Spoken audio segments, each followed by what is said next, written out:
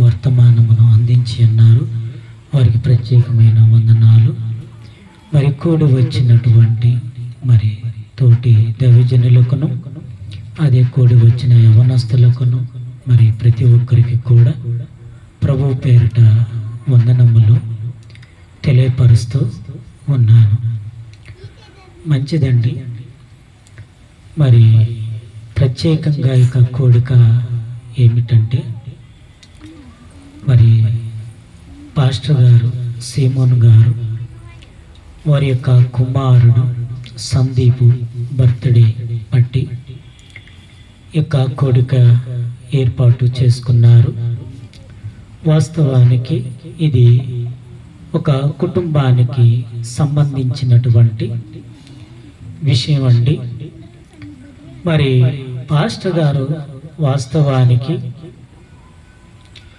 మరి వారిది పాలడుగు గ్రామం. మరి అక్కడ నుండి మరి ఇక్కడకు వచ్చి ఈ యొక్క కోడికను ఏర్పాటు చేసుకోవటం ఇది ఏర్పాటు చేసుకోవటం అంత అవసరం లేదు. ఎందుకు అంటే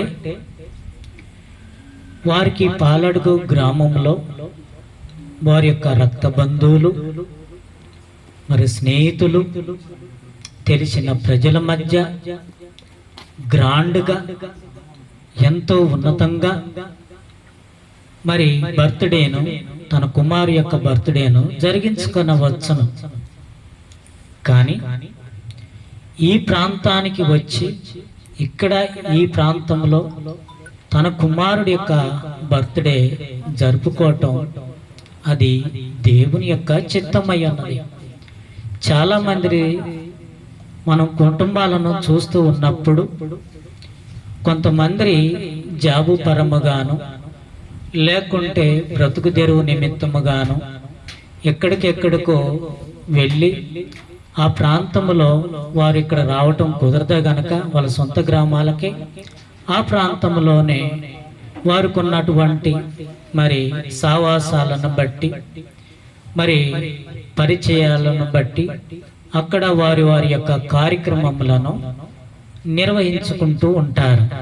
కానీ మరి పాస్టర్ గారు మీ మధ్యకు, మీ ప్రాంతానికి ఇక్కడకు వచ్చి మరి తన కుమారుడి యొక్క బర్త్డే జరిగించుకుంటున్నాడంటే అది కేవలము తన చిత్తము కాదు. అది మీ ప్రాంతంలో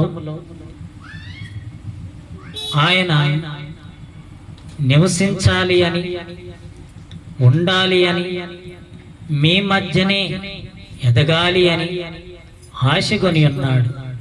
ఏ ఎదుగుదల, ఏ ఆశ, ఏ ప్రేమ కలిగి ఉన్నాడు అంటే దేవుడు ఈ లోకమును ఎంతగానో ప్రేమిస్తూ ఉన్నాడు.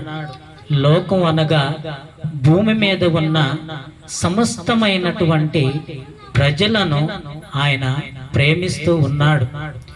ఆయన ప్రేమిస్తూ ఉన్నాడు కనుకనే ఆయన ఆత్మ కలిగినటువంటి దేవుడు. ఆయన మానవులాగా రూపము కలిగి మన మధ్యకు వచ్చి మనతో సావాసం చేసేవాడు కాదు. ఆయన అంతర్గతముగా మన మనసులో నివసించేవాడుగా ఉన్నాడు. ఆయన వెతుకు వారికి ఆయన దొరుకును అని దేవుడు సెలవిస్తూ ఉన్నాడు.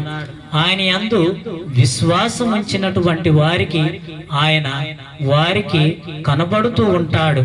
ఆయన యందు నమ్మిక ఉంచిన వారికి ఆయన వారికి తోడుగా ఉంటాడు. అలాగనే మరి పాస్టర్ గారు ముందుగానే, నేనైతే ప్రభు నాకు తెలియదు, నేను ఒకప్పుడు ఏరే రీతిగా నాకు తెలిసినటువంటి దేవుళ్ళను, నాకు తెలిసినటువంటి దేవుళ్ళే నాకు నిజమైన దేవుళ్ళని ఎంతో విశ్వాసం ఉంచాడు, నమ్మాడు. అనేకమైనటువంటి మరి ప్రాంతాలకు మరి వెళ్ళి పూజలు చేసి అనేక మందిని దర్శించి సలహాలు తీసుకున్నాడు, కానీ ఎక్కడను కూడా తనకు మార్గము దొరకలేదు, సత్యము దొరకలేదు, యథార్థత దొరకలేదు,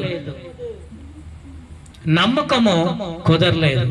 ఎందుకు అంటే, ఇదిగో నేను ఉన్నాను, నిజమైన దేవుడును నేను అన్నట్లుగా ఆయన తన యొక్క వేదన, తన యొక్క మనసులో ఉన్నటువంటి కలతను ఆయన తీసివేయటానికి, ఆయన మనసులో ఉన్నటువంటి బాధను తొలగించటానికై దేవుడు తనను దర్శించి, ఇదిగో నేనున్నాను, నేను నీకు తోడుగా ఉన్నాను, నువ్వు భయపడమాకు, నీకు సంతాన విషయములో నువ్వు ఎటువంటి దిగులు చెందమాకు అని ఇదిగో తన యొక్క సత్యమణి ద్వారా తనను ధైర్యపరిచాడు. అలాగనే ఆ విశ్వాసమును బట్టి తనకు దేవుడు తనకు కుమారుణ్ణి అనుగ్రహించి ఉన్నాడు. అంతేకాదు, ఆ సంతోషమే కాదు, ఆ ఆనందమే కాదు, ఈనాడు ఎంతో మంది కుమారుల యొక్క బర్త్డేలు, అదే రీతిగా మరి తల్లిదండ్రుల యొక్క బర్త్డేలు చేసుకుంటూ ఉంటారు. కానీ ఈ బర్త్డే ఇది దేవుని విషయం, ఇది దేవుని కార్యము, ఇది దేవుని ఉన్నతమైనటువంటి స్థితి అయి ఉన్నది.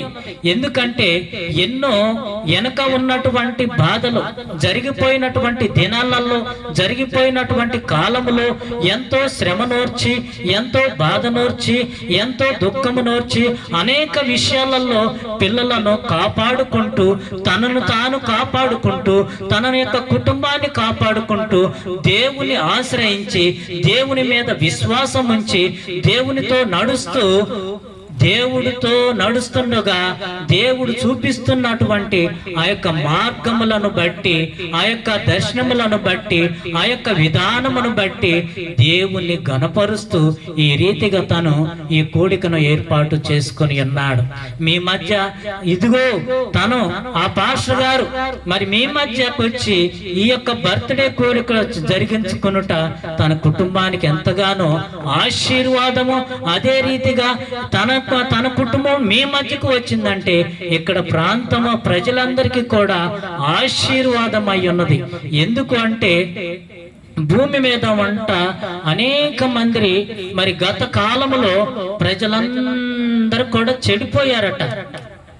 చెడిపోతే దేవుడు, నేను ఎవరిని పిలిచినా గాని ఎవరు కూడా నా సత్యమును గ్రహించటం లేదు, ఎవరు కూడా నా బాధను అర్థం చేసుకోవటం లేదు, ఎవరు కూడా నీతి న్యాయముల యందు నివసించటం లేదు, అందరూ కూడా తన మనసుకు వచ్చినట్టు రీతిగా నివసిస్తూ ఉన్నారు కదా, వీళ్ళను ఎలాగుగా నేను బాగు చేయాలి, నేను ఎలాగుగా వీళ్ళని మరి నా యొక్క సత్య మార్గంలోనికి నడిపించుకోవాలి అని మరి ఎంతగానో ప్రేమ కలిగి, ఆ ప్రజల పట్ల ప్రేమ కలిగి దేవుడంట ఒక వ్యక్తి ఏర్పాటు చేసుకుని ఉన్నాడంట.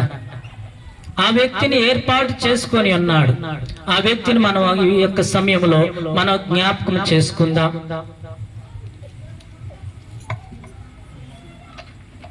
ఆది కాండము 18వ అధ్యాయము 19వ వచనం. ఆది కాండము 18.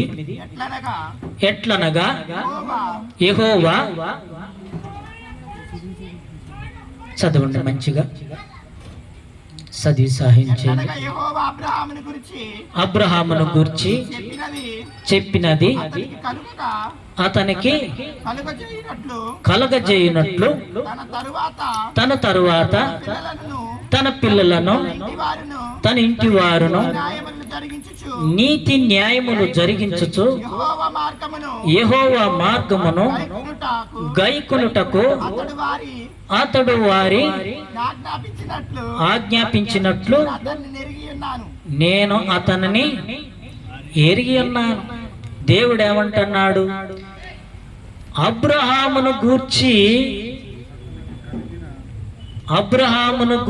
నేను ఎరిగి ఉన్నాను అంటాడు. చివరి మాట నేను ఎరిగి ఉన్నాను అంటాడు. మొదటి మాట అబ్రహామును గూర్చి అని అంటాడు. అబ్రహామును గూర్చి లాస్ట్ లో నేను ఎరిగి ఉన్నాను అంటాడు. ఏమి ఎరిగి ఉన్నాడు? ఏమి ఎరిగన్నాడంటే తన తర్వాత తన పిల్లలను, తన ఇంటి వారును నీతి న్యాయములు జరిగించుచు,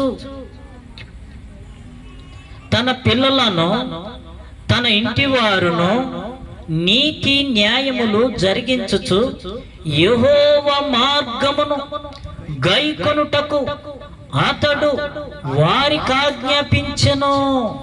చూడండి, ఒక వ్యక్తిని ఏర్పాటు చేసుకొని ఉన్నాడు.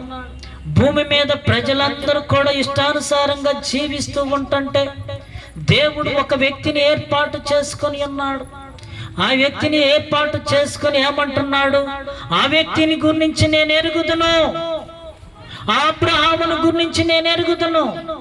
ఎలాంటి వాడు, ఎలాంటి మనస్తత్వం కలిగిన వాడు, ఎలాగుగా నన్ను నమ్ముతాడు, ఎలాగుగా నా యందు విశ్వాసం ఉంచుతాడు అంటే అబ్రహాము అంట దేవుని యందు ఉంచినటువంటి విశ్వాసము, దేవుని యందు ఉంచినటువంటి నమ్మకము ఎలాంటిదంటే, ఇదిగో వాక్యము లేనప్పుడే, గ్రంథము లేనప్పుడే, ధర్మశాస్త్రము లేనప్పుడే, నీతి లేనప్పుడే, న్యాయము లేనప్పుడే దేవుడు అబ్రహాముతో మాట్లాడుతూ ఉన్నాడు. ఇదిగో నేను నిన్ను ఏర్పాటు చేసుకుని ఉన్నాను అబ్రహాము అంటే, అప్పుడు అబ్రహాం అంటాడు, నా దేవుడు సత్యమైన వాడు, నా దేవుడు న్యాయమైన వాడు, నా దేవుడు యథార్థవంతుడు, నా దేవుడు సత్యవంతుడు, ఆయన నన్ను బ్రతికించేవాడు, ఆయన నన్ను కృప చూపించేవాడు, ఆయనే నాకు జీవమునిచ్చేవాడు, జీవాధిపతి అయినటువంటి దేవుని నేను కనుగొన్నాను. ఆయన తప్ప నాకు ఏరేక దేవుడు లేడు.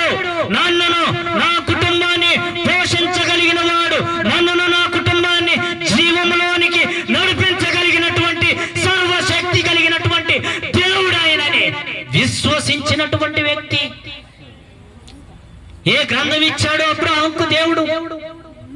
ఏ నీతిని ఇచ్చాడు? ఏ న్యాయముని ఇచ్చాడు? ఏది లేదు.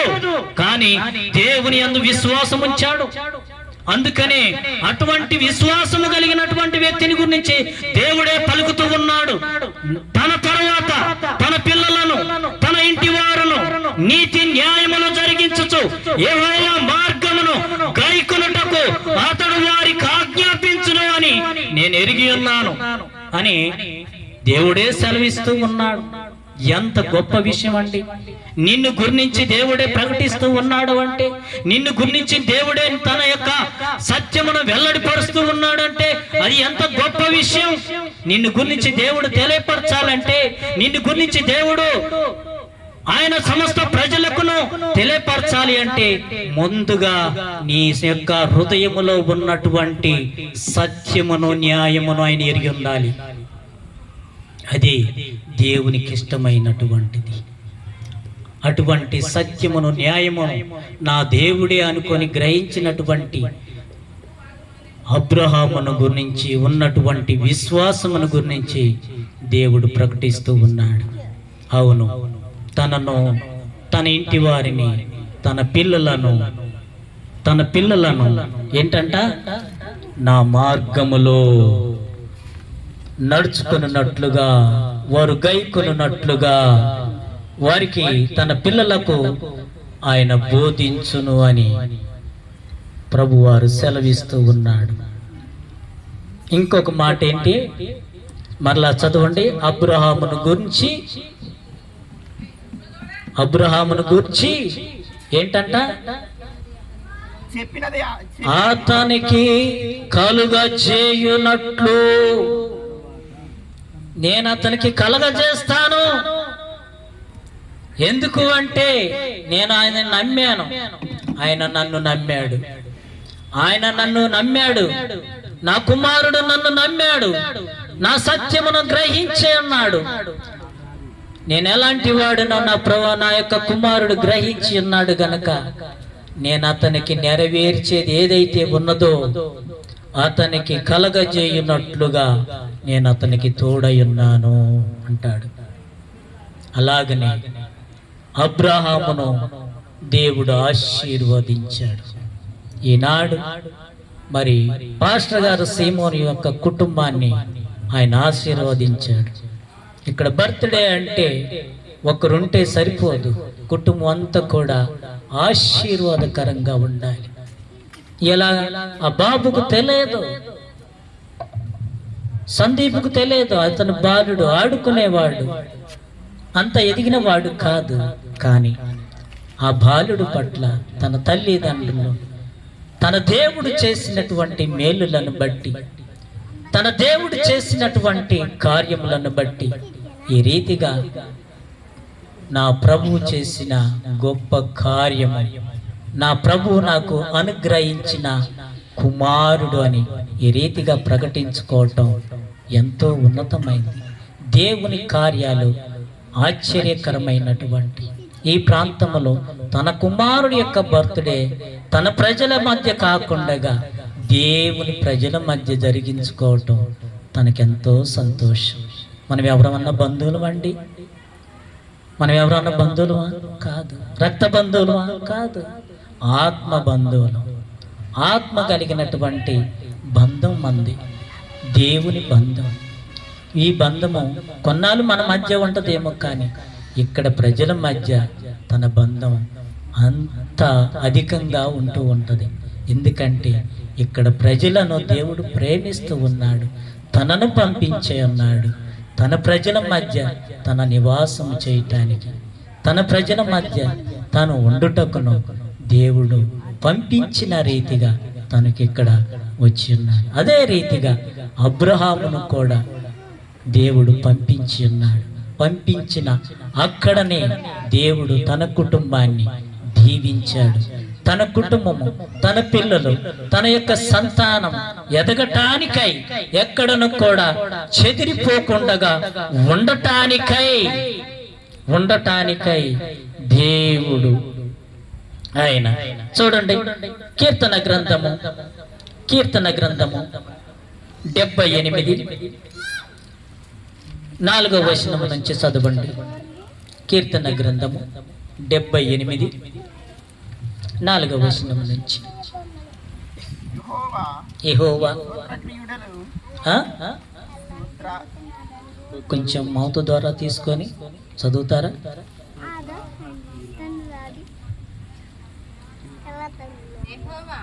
యెహోవా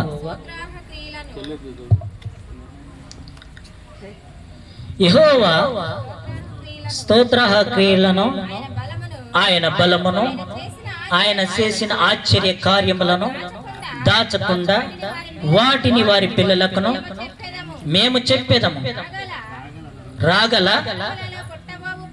తరములలో పుట్టబోవు పిల్లలు దాని నెరుగునట్లును, వారు లేచి తమ పిల్లలకు దానిని వివరించునట్లును, వీరును దేవుని యందు నిరీక్షణ గలవారై దేవుని క్రియలను మరవకుండా ఉండుడి.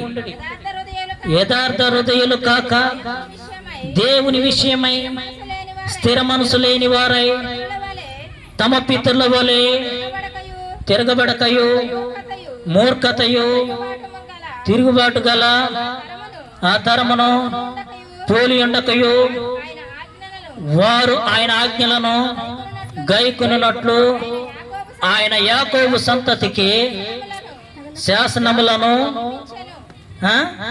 నియమించెను, ఇశ్రాయేలు సంతతికి ధర్మశాస్త్రమును అనుగ్రహించెను.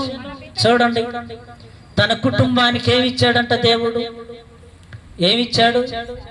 శాస్త్రమునిచ్చాడు, ధర్మశాస్త్రమునిచ్చాడు.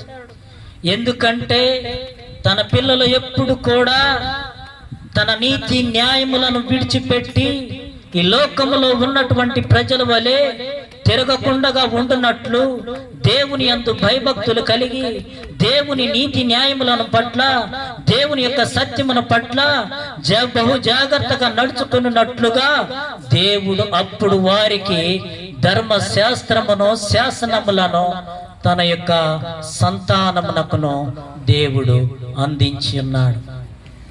ఎంతో మంది పితరులంట, కొంతమంది అంట దేవుని నుంచి వైదొలిగిపోయి వారి ఇష్టానుసారంగా జీవించి దేవుని కృపకు పాత్రలు కాలేక కోల్పోయి ఉన్నారు, జీవమును కోల్పోయి ఉన్నారు. ఈ దినమున ఇక్కడకు మరి పాస్టర్ గారు వచ్చి ఉన్నారంటే దేన్ని బట్టి వచ్చారు? ఏ ఆధారమును బట్టి వచ్చారు? దేన్ని బట్టి వచ్చారు? ఏ ఆధారమును బట్టి వచ్చారు? దేవుడు తనకొక జీవ గ్రంథమునిచ్చి ఉన్నాడు. ఏ గ్రంథం ఇది? జీవ గ్రంథం. ఈ గ్రంథము బ్రతికించే గ్రంథము. ఈ గ్రంథము సత్య మార్గములో, నీతి న్యాయ మార్గములలో ఉన్నతమైనటువంటి స్థితిలోనికి నడిపించేటువంటి గ్రంథము. ఈ గ్రంథము తన కుటుంబానికే కాదు, ఇక్కడ ప్రజలకు తన గ్రంథమును గురించి, తన సత్యమును గురించి, తన నీతిని గురించి, తన యథార్థతను గురించి, సర్వ సత్యములోనికి తన ప్రజలను నడిపించటానికై దేవుడి ఒక ప్రాంతానికై తన యొక్క కుమారుని ఇక్కడ నడిపించుకొని ఉన్నాడు. అందుకనే దేవుడు అంటాడు, ఆయనను నమ్మినటువంటి వారు రక్షింపబడుతురు, నమ్మని వారికి ఏం పడుతుందంట? శిక్ష పడుతుంది. అందుకనే దేవుడు తనకు పట్టుకున్నటువంటి రక్షణ, ఆనందం అనేటువంటి ప్రార్థన. ఇది ఈ లోకములో అనేకమైన రక్షణలు ఉంటాయి, కానీ జీవమునకు రక్షణ ప్రభు అయినటువంటి యేసు క్రీస్తు వారి ద్వారా మాత్రమే మనకు దొరుకుతూ ఉన్నది. అందుకని ఆయన ద్వారానే మనకు రక్షణ దొరుకుతూ ఉన్నది గనుక అదే మనకు ఆనందమై ఉన్నది. నిజమైన ఆనందము, నిజమైన సంతోషము ఆయనలోనే ఉన్నది గనుక అందుకనే రక్షణ, ఆనందము అనేటువంటిది మరి దేవుడు తనకు మరి మనకును నియమించి ఉన్నాడు. ఇది ఎంత సంతోషకరమైనటువంటి విషయం. అందుకని దేవుడు తన పిల్లలను ఎలాగుగా నడిపించుకోవాలో కొన్ని మాటలను మనం జ్ఞాపకం చేసుకొని త్వరగా ముగించుకుందాం.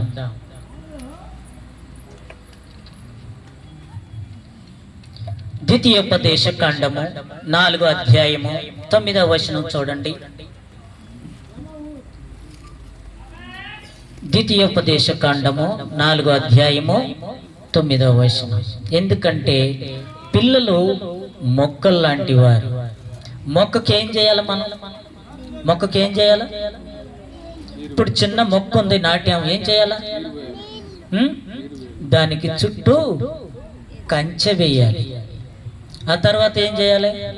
దానికి మంచి పాదు చేయాలి, చుట్టూ కంచె వేయాలి, రోజు దానికి ఏం చేయాలా? నీరు పోయాలి, దానికి కాపుదల ఉండాలి, దానికి ఎదగటానికి పాదు ఉండాలి, మంచిగా అది జీవించటానికి నీరు కావాలి. అందుకని దేవుని వాక్యము నీరు లాంటిది. తల్లిదండ్రులు పిల్లలకు కాపుదల లాంటి వారు.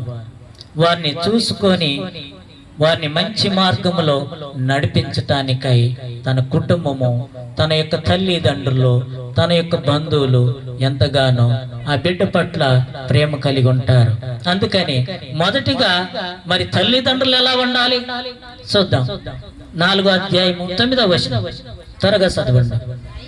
అయితే నీవు జాగ్రత్త పడుము, నీవు కన్నులారా చూచిన వాటిని మరొక ఉండునట్లు అవి నీ జీవిత కాలమంతయు నీ హృదయములో నుండి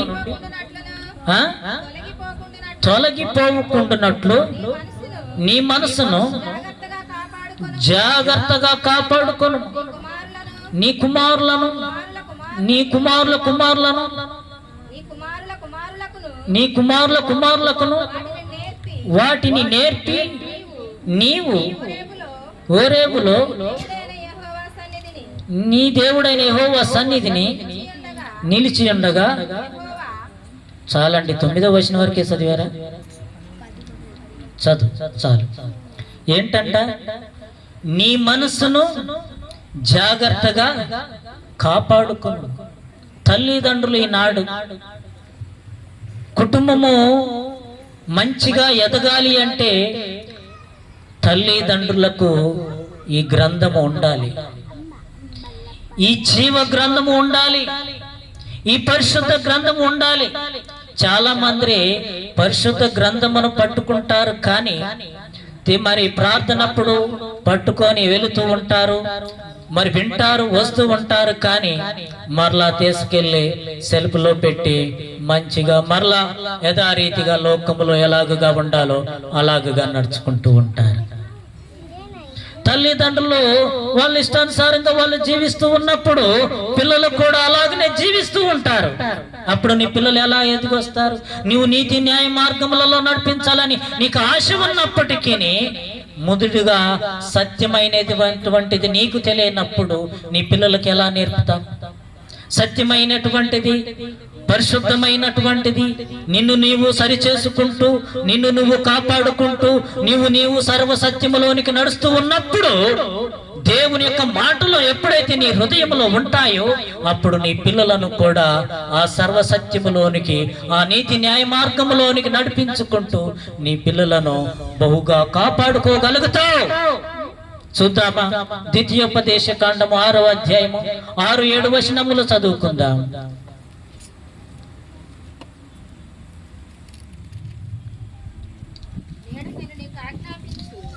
నేడు నేను నీకు ఆజ్ఞాపించు ఈ మాటలు నీ హృదయములో ఉండగా నీవు నీ కుమారులకు వాటిని అభ్యసింపజేసి నువ్వు ఇంట కూర్చుంటున్నప్పుడు, త్రోవను నడుచున్నప్పుడు, పండుకొనున్నప్పుడు, లేచినప్పుడు వాటిని గూర్చి మాటలాడవలెను.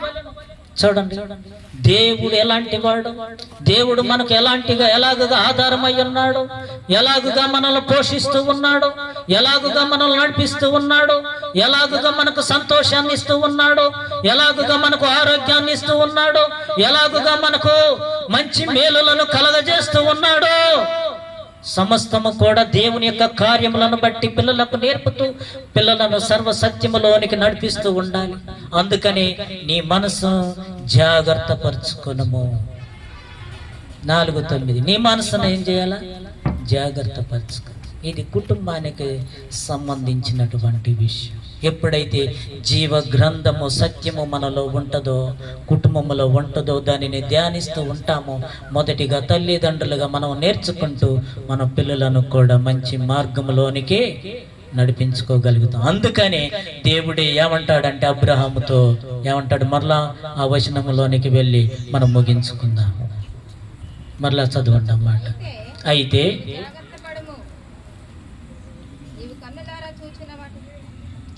ఎన్నో వచనం? 18, 19 ఆది కాండము. ఎట్లనగా యెహోవా అబ్రహామును గురించి చెప్పినది అతనికి కలుగజేయునట్లు తన తరువాత తన పిల్లలను తన ఇంటి వారును నీతి న్యాయములను జరిగించుచు యెహోవా మార్గమును గైకొనుటకు అతడు వారికి ఆజ్ఞాపించునని నేను అతన్ని ఎరిగి ఉన్నాను. అతనికి నేను చేయాలనుకున్నది నేను చేస్తాను. ఎలాగగా మనం దీర్ఘాయుష్మంతులు అవ్వాలి అని అంటే దేవుని యొక్క సర్వసత్యమైనటువంటి మాటలు మనలో, మన పిల్లలలో ఉండాలి. అప్పుడే మనకును మన కుటుంబానికి క్షేమము కలుగుతుంది. అది దేవుడు మన హృదయాలను ఎరిగి ఉన్నాడు. నీ మనసు జాగ్రత్త పరుచుకో. నువ్వు ఏదైతే నువ్వు కుడికి కానీ ఎడమకు కానీ తొలగిపోవద్దు. నువ్వు ఎరిగినటువంటి నీ దేవుణ్ణి నీవు నమ్మి ఆయన మీదని అబ్రహాము గనుక ఆధారపడినట్లుగా మనం ఆధారపడి ఆయనలో జీవించవలసి ఉన్నది. దేవుడి యొక్క పరిశుద్ధమైన మాటలు దీవించునుగాక. ప్రార్థన చేసుకుందాం.